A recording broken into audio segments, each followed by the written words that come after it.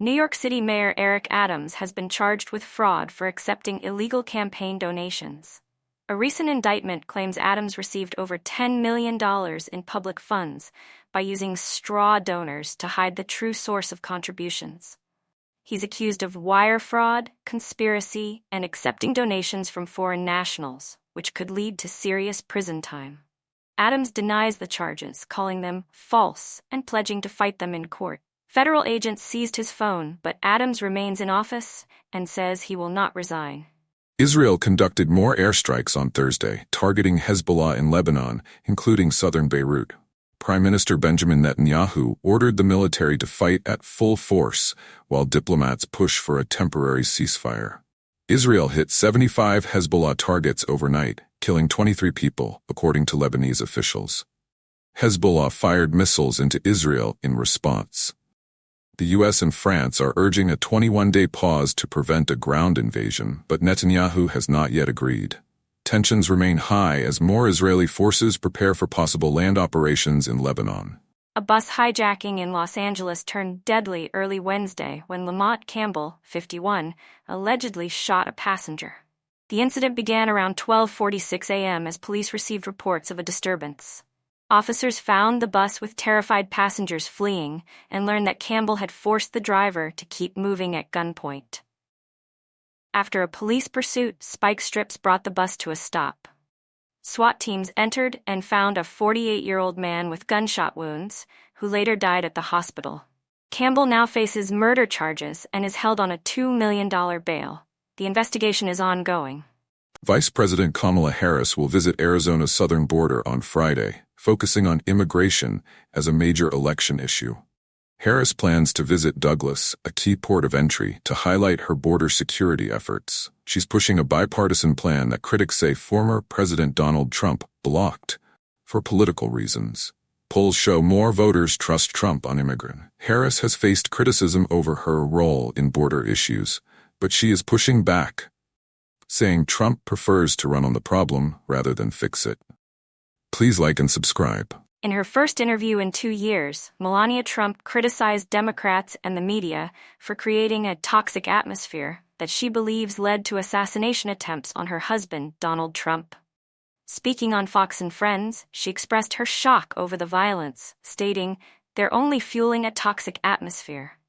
Melania recalled the moment she learned about the July 13 attack at a Pennsylvania rally, where a bullet narrowly missed Trump. She described both incidents as miracles and called for national unity, emphasizing her husband's commitment to family and the country. Donald Trump's legal team is appealing a nearly $500 million fraud judgment from a New York court. The ruling, made by Judge Arthur Engoron, claims Trump exaggerated his wealth to secure better loan deals. Trump's lawyer, John Sauer, argued that the lawsuit is unfair since it was filed too late, and that imposing such a large penalty for old financial statements is excessive. This judgment could severely impact Trump's business empire, which includes hotels and golf courses, as he now faces a total debt of around $478 million. Trump insists he did nothing wrong and believes these legal battles are politically motivated to disrupt his 2024 presidential campaign. A viral claim stating that Taylor Swift regrets endorsing Kamala Harris and Tim Walz for the 2024 election is false. This rumor originated from a satirical website. Swift has not retracted her endorsement, which remains on her Instagram page. The misleading post, shared widely on Facebook, was reposted without context, leading some to believe it was real. There is no credible evidence or news source confirming Swift has changed her stance. Always verify sources before sharing. Russia's economy is in trouble, with rising inflation and declining growth signaling potential stagflation, a difficult scenario to manage. The central bank reports that while domestic demand is cooling, inflation pressures remain high, largely due to labor shortages and increased wartime spending. Inflation is now at a concerning level, prompting the central bank to raise interest rates to 19%. Experts worry that without proper intervention, the combination of these economic issues could lead to a prolonged downturn similar to the stagflation seen in the U.S. during the 1970s. With projections of a sharp GDP decline next year, Russia's economic outlook appears grim. Please like and subscribe. Hurricane Helene, now a Category 4 storm, is nearing landfall in Florida's Big Bend. The hurricane is expected to cause life-threatening storm surges up to 20 feet, destructive winds, and heavy rainfall.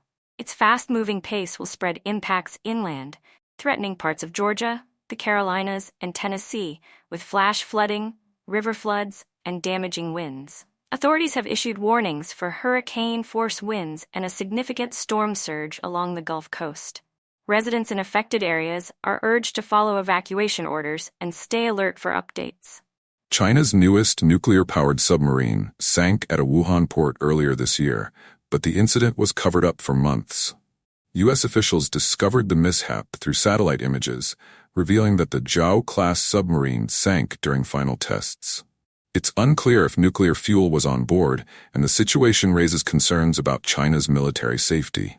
Experts say this could slow down China's efforts to expand its nuclear fleet, while highlighting issues within its defense industry. The FDA has approved Cobenfy, the first new drug for schizophrenia in over 30 years. Developed by Bristol Myers Squibb, Cobenfy combines two drugs, xanomeline and trospium chloride, and is taken twice daily. It helps manage symptoms like hallucinations and delusions.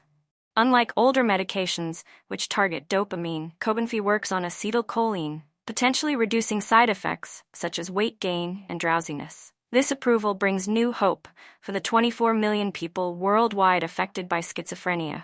Doctors may begin prescribing Cobenfy by late October. Please like and subscribe.